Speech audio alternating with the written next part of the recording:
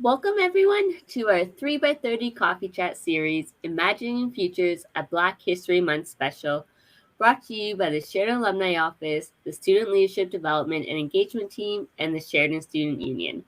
My name is Alicia Siegler, and I am the Alumni Coordinator Special Projects here at Sheridan.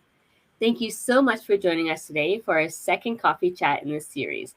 I am excited to introduce you to Sheridan grad Shantay Parsons and marketing student and leadership coach for Sheridan Student Leadership Development and Engagement Team, Sierra Johnson.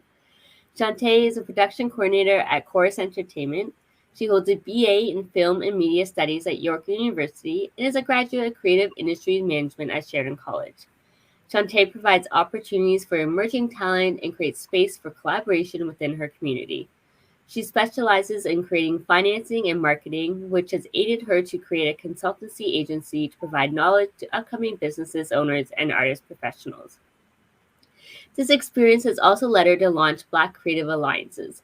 Black Creative Alliance is an incubator organization focusing on the success and collaboration of Black artists and Black creative professionals. Her podcast Tea with Tay, explores topics including social justice, equity, and mental wellness. Shantay has been affiliated with projects such as Spark That, a Peel-based organization building a marketplace for creatives based in North America, UK, South America, the Caribbean, and Africa to collaborate and create. She was a mentee for Black Leaders of Tomorrow and a mentorship program providing a funnel of success for Black entrepreneurs. In today's chat, we're going to dive deeper into all of these wonderful things that Shantay is doing and learn how to one small step can make a big change. Since we only have 30 minutes and we have a lot to talk about, I think we should get started. Please welcome Shantay and Sierra. Hi, everybody. Hi. It's a mouthful. That bio was a lot, so I apologize for that. You're doing a lot. I think it's very warranted, the lovely bio. I know I'm so grateful to be able to chat with you today, Shantay. I know it's been lovely getting to know you over these last couple of weeks and all of the amazing things that you're doing. And so I hope that during this 30-minute chat, we get to kind of explore that a bit more. I'm so excited for the conversation and all. It's been such a pleasure knowing you too. And I know we're going to get some nuggets of knowledge in this. Absolutely. So, I would love to get started with you being a mentor and a mentee for Black Leaders of Tomorrow, a leadership program that provides a funnel of success for Black entrepreneurs. So what inspires you to become a mentor? So what inspires me? I think the first thing that I can say is inspiring others. I bring it back to myself. And I know as a young Black individual navigating this world, especially the entertainment world, I realized one of the things that I needed the most was someone to speak light and knowledge into me. Just as a little bit of a background, I come from a long line of teachers, and that's in the education system, which is drastically different from what I do. And for myself, I've always prided myself in making sure that I'm taking the necessary steps to get to where I need to go. Even if I don't know, I want to expand and learn. So mentors played a tremendous role when I graduated from Creative Industries Management to the role that I have now at Course. They've helped give me knowledge, create networks, as well as get my job, which I'm forever grateful for. So in turn, I just felt like it was necessary to turn back and give it back to my community. One of the things that I truly feel, and it's sprouted in my work with BCA, is I have privilege. Even as a Black woman, I do have privilege. I've had the knowledge to go to school, to pay for school, first and foremost, to put myself in different situations, to get a car and drive where I need to go. A lot of people don't have that access. So as a millennial entering this new age, I know that it is necessary, and anything that I can do to help provide that knowledge and cut that gap is essentially what I would like to do. So that's how I ended up being a mentor and a mentee. I was first actually a mentee at the Black Leaders of Tomorrow. And then it turned around to me being a mentor for other associates or peers that needed the help as well. And what did you take from being a mentee in that state to then going into a mentor position?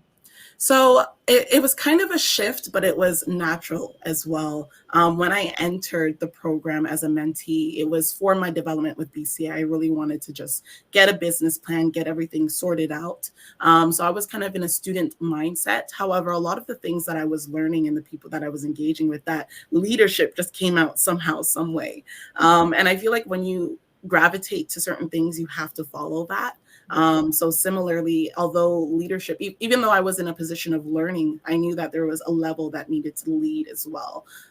So with that, I took those resources, and thankfully I've made great connections with the people who organized that a mentorship program, and we were able to work together, and we continuously work together to provide access. And also it's about transferable information as well. So as I was in there, I was like, okay, you know what? I'm in this space. I'm sure this can be used outside of this space. So I have a lot of creative friends, a lot of startup businesses. I use that as a means to also practice that mindset of mentoring and what I knew to my community and my friends. Oh, and I think it's so important to see both sides of it. And I think that's so interesting that you were able to be that mentee and gain that, business experience and seeing it from a perspective of a student rather than just being a mentor and not totally understanding that mentee's position. And so Yeah.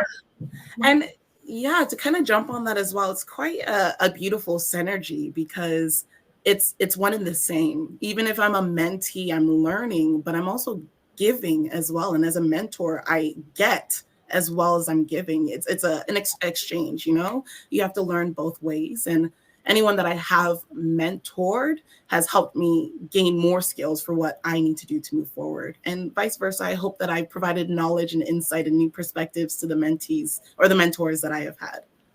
Yeah, and I think, with being a minority, it's you bring a different perspective on things than, a person who is not a minority would be in a mentor position.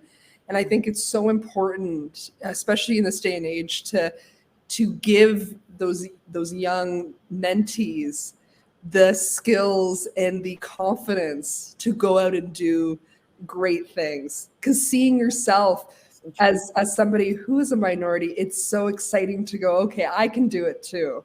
That I'm able to push the boundary and not be fearful of not being that only person of color in the room. And love yes. I 100% agree. And thank you. Just to kind of touch on that a little bit, I want to say like my first mentor actually was a professional Black woman, a professor at Sheridan. Oh, So wow. just as a little, a background, I was in school for, I want to say when I entered Sheridan was my 7th year of being a student in post-secondary.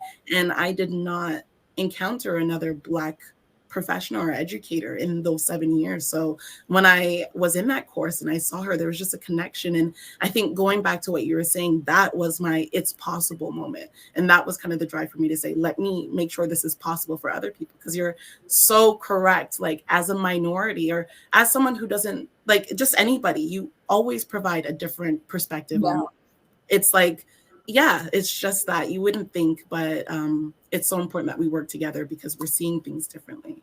And before you came to Sheridan, did you find that you were able to have that experience prior? No, I actually, I it's funny because I'm very loyal. So when I went to Sheridan, I'm like, I'm a York Lion. This is not for me. But I have to say, Sheridan has played such a tremendous role in my success. I don't know if it's the difference between university and college, but I feel like I had a lot more hands-on experiences and opportunities to make networks, which then became mentors. So before that 1 year, I was like, what am I going to do? And then I ended up somewhere that truly helped so much. Oh, it's so good. I know when we had our conversation a couple weeks ago, I think I took a lot from that, all the information that you gave and the inspiration that you were giving to so many different Black people around Canada and around the GTA. And I want to touch on another organization that you're a part of, which is it's Spark That. And so that's a appeal-based organization. It's building a marketplace for creatives, based in North America, UK, South America, the Caribbean. and Africa to collaborate and create. And so can you dig a little deeper into this and, how you got involved with Spark That? Yeah, most definitely. So this was a little bit after I graduated, and I was like, "What are we going to do now? What is out here?" And in that time, I was able to kind of use my resources to find other people in the network. I think it was actually during this time I was asked to speak at my old high school for Black mental health, and that's where I met the founder, I should say, for Spark That, an amazing woman, Tasha Chin, and she kind of just took me on. And that's one of the best things with being a graduate, and you're just eager for something. Yeah. Sometimes you'll just find some really great people who are willing to take a chance on you and help elevate you. So with Spark That, my engagement first started with website design. I do website design, but it's always been a hobby. It's never been something that I'm selling. But with that organization and with Tasha, she trusted me to work on her website. So it started that way, and I kind of helped just, UX design, find ways that maybe we can, cater to people a little bit differently. And in that same breath, as I mentioned, I was working on BCA. It wasn't BCA at the time, but it was kind of the same function. Yeah. And we found similarities in the two things that we were doing, because one of the things that I've realized in this journey is there are so many people doing similar things, and we're doing them separately. So we need to start doing them together. So with Spark That, that's kind of where the conversation went. And thankfully, she promoted me to take on the branding and the social media and the website. So I had a little bit more power in regards to what we're conveying, how we're going to speak to our audience, what is the connection that we're making with each other.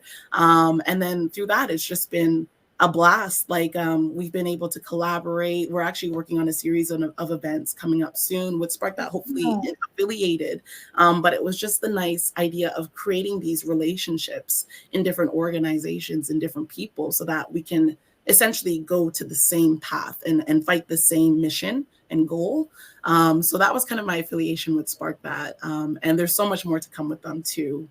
Amazing. And I love that there's an international aspect to it. Yes. And have you been able to, in your time with Spark That, meet with other people that are international? Yes and no. So we live in a very virtual world right now. So it has been a little tricky, but the founder also became one of my mentors. So under her wing, I was able to kind of connect with different people around the world, whether it be email-based or through Zooms or through events that we're making. And I think one of the reasons why we really wanted to do that is because as Black individuals, we can be spread out all over the world, but there's a similarity there. And especially with creatives, I can say there's an emotional connection that we need for each other. It's based off of collaboration. If anything, we feed off of each other. So I think that was one of the reasons as to why we decided to expand to these different locations, because it's the heart of creativity and Blackness. And we want to, bring that together. So I unfortunately haven't been able to travel or enjoy these places like the founder has, but I've been blessed enough to kind of connect and see that the passion is lit in all of these different environments. And I would love to touch on at the beginning when you mentioned about being a new grad and being eager. Mm-hmm. And I think a lot of our Sheridan students, right when they graduate, it's like, what the heck do I do? And I feel really unsure. I feel really, I don't know what I'm doing, unconfident. How did you overcome that self-doubt? And especially being a Black woman in a prominently white field, even if it's in these different organizations, what did you do to overcome that? And this is something that I was going to keep as a word of advice, but I'll bring it into this conversation, is you just have to follow what you know is right. And that's just it. You can have fears, you can have this, you can have hesitancies, but you just have to go. And I think that's one of the things that kind of fed that eagerness to me. I think we'll keep talking about me being shy and not wanting to do these things, but putting myself in these things. And when I entered Sheridan, I think I did mention that I had one Black professor, but at the same time, I was the only Black female, and that was very intimidating. And I think during that time, I was in more of a mature state of mind in which I just graduated from York. I spent 5-6 years there. I need to figure out what's happening. So I came into Sheridan with an action plan. And because of that, a lot of the fears that I had, my mind or my soul just fought past that. So I was very communicative. I'd raise my hand all the time. I would make these connections. When we had guests, I would say, hey, here's my email, let's connect. I would make these connections. And I think I used the program as a breeding ground so that when it was time for me to graduate, everything was kind of in place. And in the same breath, it sounds like there's a lot of pressure added to that, but it's for your benefit. So make it enjoyable, make friendships rather than just work relationships. My program coordinator, I talk to him all of the time. We connect, we find ways that we can help each other out. And I think that that's what really transitioned that eagerness when I graduated. I'm like, what am I doing? I just kept momentum. I had to remember that, okay, you were in school, you had someone else telling you have to adhere to these things. So now you just switch that and tell yourself you have to adhere to these things. So even though I know one of the biggest fears that I had is, oh, I'm out of school. How am I going to make networks? How am I going to meet people if this was a place that was helping me do that for so long? And I found places. There was this one, actually stepping back, when I graduated, COVID happened. So it was more different. You can't go places. It's a small thing. Yeah. But to a benefit, a lot of organizations were putting on a lot of free initiatives and just providing things. And I really took an opportunity to take that on. There was one organization called Toronto Launchpad that used to have a bunch of series of events continuously about creative work. And that was exactly what I was learning in school. So I said, okay, let's be a student again and go here. And yeah, it was just continuing that and also keeping that student mindset, but knowing that I'm qualified, knowing my worth is. Love that. That's the thing too, because you fall into being a student and always think that, okay, I'm less than. And that's a big lesson that I had to learn is, okay, you got trained, you have these skills, and it's kind of like fake it till you make it. For real, fake it till you make it. And that will get you places. As I mentioned, Spark That was one of the organizations that I worked with within the few months of graduation. And to be completely honest with you, I said, I'm a student, I'm learning, I can only do the best that I can. And those people took a chance on me. And it was continuous because I showed that eagerness, the vulnerability of I want to do my best, but I also said, but I will do my best. So it's a dance, but you just have to believe in yourself. And again, follow that gut feeling that you may not feel the most comfortable with because it's probably leading you to your best location. Yeah, and that I love what you were saying about like you're a student, but now you need to know that you're qualified. Yes. And I think that's a lot of the times when us as students, we feel so powerless in a sense of going, oh, that's the professor, then we're the student. We don't know any of the information that they are teaching us. Yes. And to be able to have that confidence and have that switch from, let's say, April you graduate and then May you're supposed to be a working professional. It's like, oh, what the heck? So I think that I hope that people take from this conversation today is that you're able to have that confidence even in school and then outside of the school, outside of Sheridan. And when you're in that workplace, you can still be a student, but be confident. This is it. And honestly, I think the goal is to always be a student. There's always more that you can learn. And again, it's that dance, but in the same breath, if we learned marketing for 6 months, I don't know if I could be a marketer, but I learned the information. And when I go into the outside world, I realize the outside world doesn't know this information because again, it's that privilege. We have access, use that access. Yeah. And just the small things of networking at Sheridan, I think really gave you those tools to be able to talk with people who you didn't know And then you were able to say, okay, let me just try and see if I can, have a conversation with them, see what they're doing, see if there's any opportunities that I can add into. And Yes. it's so good. I'm really happy that our students get to see this today, that you're never stop learning, but you also get so many tools during your journey, that it doesn't just stop right at those, 2, 3, 4 years that you're at Sheridan. And this is it. And I'm glad that I could provide that insight, because that's something that I've had to learn personally. But now that I'm in this more corporate world, in this more entertainment-based world, it's real now. I came to realize that that's just it. Like, you have to be honest with yourself. And there's a preconceived notion in which when you graduate, you have to be the professional. You have to be the professor. You have to be the guest speakers. You have to be to that level. But it's a growth. You grow there, and you just have to follow through. It's a slow, steady climb. Yeah. And that's normal. Yes. Yeah, it's normal. Yeah. And just with, like, on top of all of these organizations that you're doing and your own projects on the side, you also have, that full-time job at Corpse Entertainment, where you sit on the BOLD committee. So it's the Black Organization for Leadership and Development.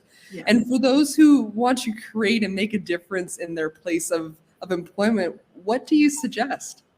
So with this, I'm learning every day again as well, because I was not in corporate. But one of the things that I would say is, first, you have to take the initiative to see what's around you.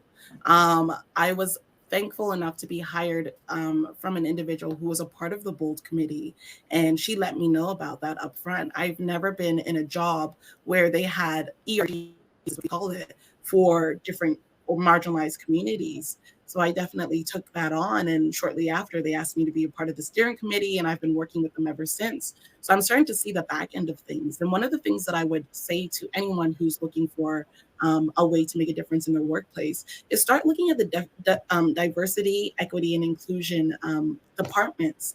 I've seen there's so many organizations and companies now introducing this into their work or into their companies. So I would say look into that and see the initiatives that they're doing. See if there's ways that you can get involved. See if there's ways that you can make groups for your own minority to be affiliated and have a space to communicate with each other. I think the best way that you can start is just by asking and just by doing research. Everybody is different, but it doesn't mean that you can't make a difference and you can't make something happen. So just find the right stakeholders and start that conversation with them. I think right now, more than ever, we're in an amazing time for change. And change is happening, even if we don't see it right away. It is happening. Thank the Lord. Yes. Yes. With that, I think a lot of people, and we spoke about this before, not knowing outside of your reality, a lot of people don't know what they can do. So maybe you can be that person who can provide a new outlet or a new way of looking at things. And hopefully that can spark a little change and other people will jump on board. And one of the things that I can honestly say, and it goes back to following your heart, is if you know that what you need to do is right, it will work out. That's a testimony. Oh, definitely. I know, like, it's brought me so far, but if you know that it's necessary, then it will work. And I think also with what we talked about at the beginning of our conversation of being a mentor to other people is such a big learning experience. So if you're able to do that in your workplace, that is so beneficial. But also going outside of your comfort zone and going outside to different organizations to see if you're able to get involved in different Black initiatives. That is also a huge opportunity for you to do.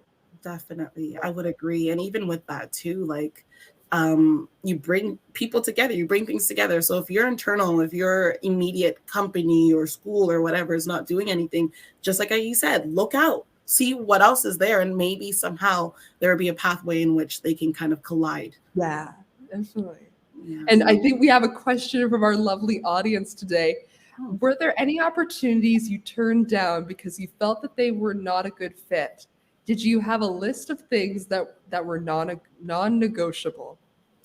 Yeah, this is a good one. It's a loaded one, but it's a good one. And for myself, I have to say in the beginning, I did not have opportunities that I turned down. I find that when I was first entering, I had to dive into the ocean to see what was happening to even begin with. So in the beginning, I did kind of hustle. I did put myself in environments in which maybe I didn't know, maybe it wasn't right, maybe it was too long, but I wanted to learn. I was still in that very hungry knowledge zone.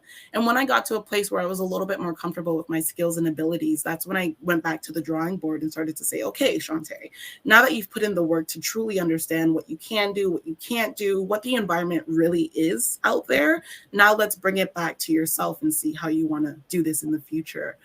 So there were jobs that I did turn down based off of maybe it's the cost of living, maybe it wasn't right for me, or the workload in itself. Maybe it was the expectations or the time zones. And I think some of the things that I prioritize, and this goes to the second part with the list, is I had to think about my lifestyle. I wanted to move out at a certain time. So I knew that in order to do what I needed to do, I had to make a certain amount of money.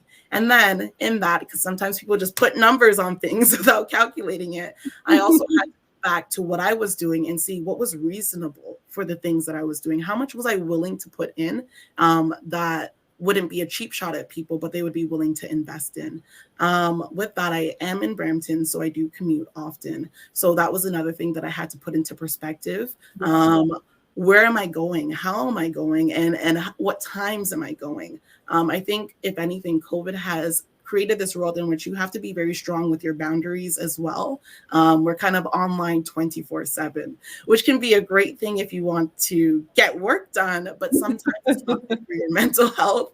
And I'm a very strong advocate in mental health. That's one of my priorities. So bringing it back to that, one of my non-negotiables was I was working from 7 a.m. until 8 p.m. When I first got out of school. I was like, let's go, go, go. And then it came a point where I was like, okay, you know what? If I'm going to do this, my work hours are from 9 until 6. I can make arrangements if possible. I don't have meetings on Mondays or Fridays. Those are work days, or those are build up and close down days. So I kind of created this workflow in which I wanted to follow. And that kind of helped me align myself with an audience that was willing to engage with that. Amazing. And I think that's really great we're setting boundaries. I love that Monday is the startup and then Friday's the closing. Because yes, sometimes we can have so many meetings on Monday morning and then have so many meetings Friday at 5 p.m. and it's like, why? like you're able to deal with it. And also just going back on that too, sometimes you can't help what you have to do, but if you can find ways to create healthy balances, balance is the word of the year for me. I think that's necessary. I saw someone that I admire in the film industry actually say on Monday she has meetingless Mondays. And I was like, oh, wow, like that's a really good idea. So I started to incorporate it. And just for a mental health sake, it really does great things, especially being in the entertainment industry. It's always go, go, go, go, go. So when I phrase it as, okay, Mondays we're going to slow down, maybe Sundays weren't my Sundays. So Monday was kind of a merge of that, where I was able to slowly bring myself into the workflow. By the end of the workday on Monday, I'm ready to go. I have everything done. We're energized. And then similarly on that Friday, maybe you have meetings in the morning, but as the day kind of trickles on, you minimize your workflow. And that has just helped my productivity so much as well. Yeah. Oh, well, I think I'm going to be implementing that. It's a good idea. And I think because we're already we only have a couple minutes left of our time.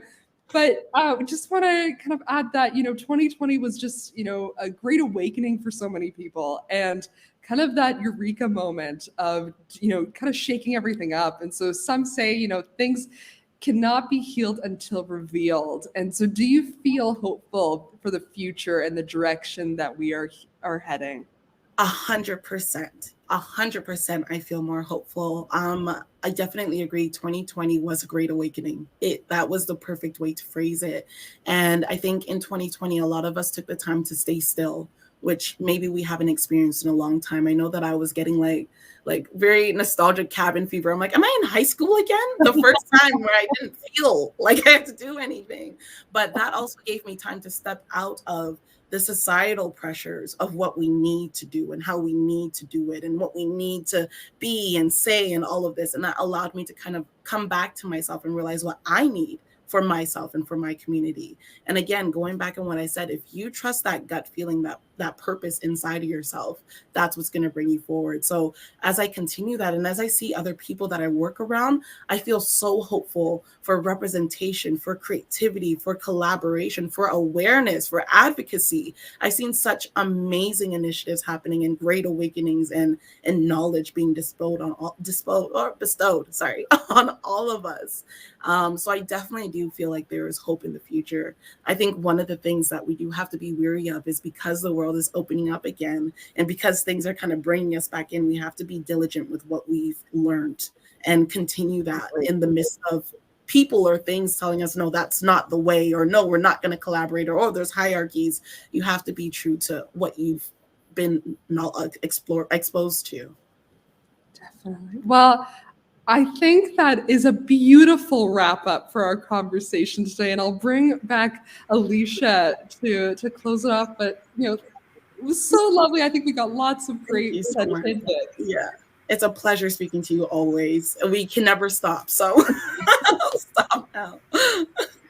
I don't want this to stop. Like, I think we should just keep on going.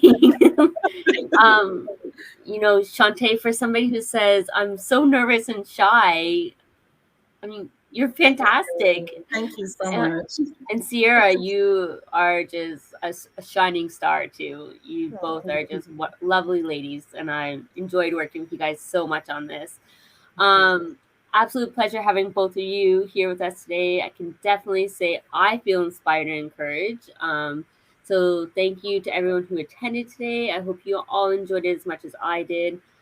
Join us next Thursday at 11 for our final Black History Month special coffee chat with comic book artist and Sheridan grad Trudell Lambert. Enjoy the rest of your day, everyone. Bye now. Bye. See you.